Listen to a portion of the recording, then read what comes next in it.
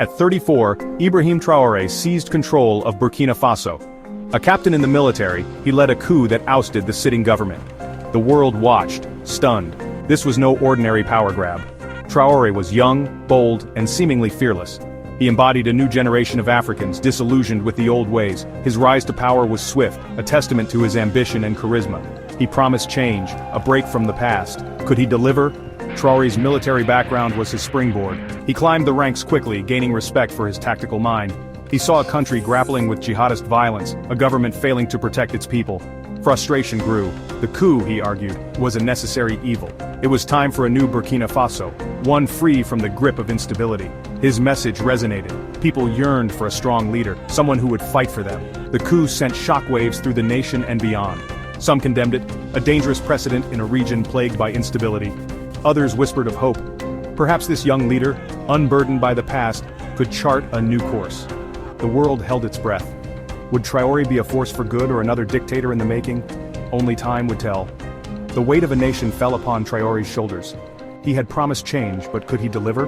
The world watched, waiting to see if this young leader would sink or swim. The future of Burkina Faso hung in the balance.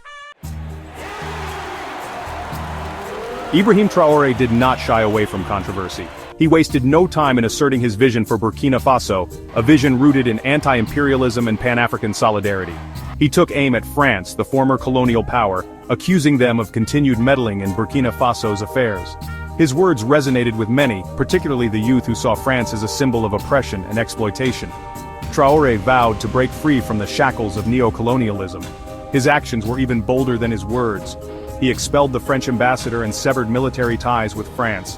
The message was clear: Burkina Faso would no longer be a puppet of its former colonizer. This decisive move sent shockwaves across Africa and Europe. It was a powerful statement of defiance, a challenge to the established world order. Traore's gaze turned eastwards, towards Russia. He saw in Russia a potential ally, a nation that understood the struggle against Western hegemony. He welcomed Russian investment and military support, a move that further strained relations with the West. The world watched nervously as Traore forged new alliances, shifting the geopolitical landscape. Was this the beginning of a new Cold War, played out on African soil? Traore's actions were a gamble, a risky strategy in a world increasingly polarized. He was walking a tightrope, trying to balance his country's interests with his own Pan-African ideals. He was a man on a mission, determined to forge his own path, even if it meant challenging the old guard.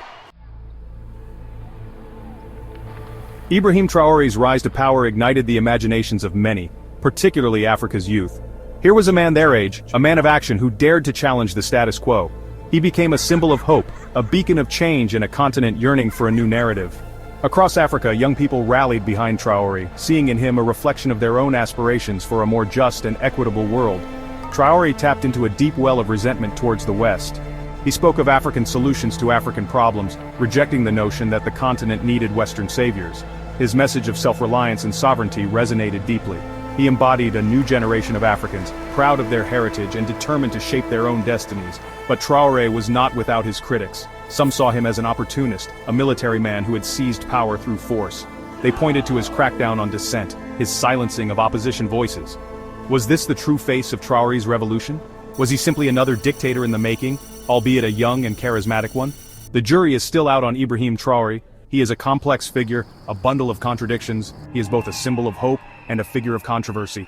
Only time will tell if he will be remembered as a liberator or a tyrant. One thing is for sure, Africa and the world are watching. Ibrahim Traore's actions sent ripples across the African continent. His defiance of France, his embrace of Russia, and his Pan-African rhetoric emboldened other leaders. Suddenly, challenging the West was not so unthinkable. Traore had shown that it was possible to chart a different course, to break free from the old ways. The international community watched with a mixture of apprehension and intrigue. Western powers condemned Traore's actions, accusing him of undermining democracy and stability. They imposed sanctions and sought to isolate Burkina Faso. But their efforts seemed only to strengthen Traore's resolve. He had become a thorn in their side, a constant reminder of their waning influence. Within Burkina Faso, opinions were divided. Many, particularly the youth, continued to support Traore, inspired by his vision of a strong and independent nation. Others, however, grew increasingly disillusioned. They felt that Traore had become authoritarian, that he was more interested in consolidating power than in addressing the country's many problems. The story of Ibrahim Traore is far from over. he remains an enigma, a leader who defies easy categorization. Is he a hero or a villain, a liberator or a dictator? Only time will tell what legacy he will leave behind. But one thing is certain, his impact on Burkina Faso, Africa, and the world will be felt for many years to come. What do you think? Is Ibrahim Traore a force for good or a threat to stability?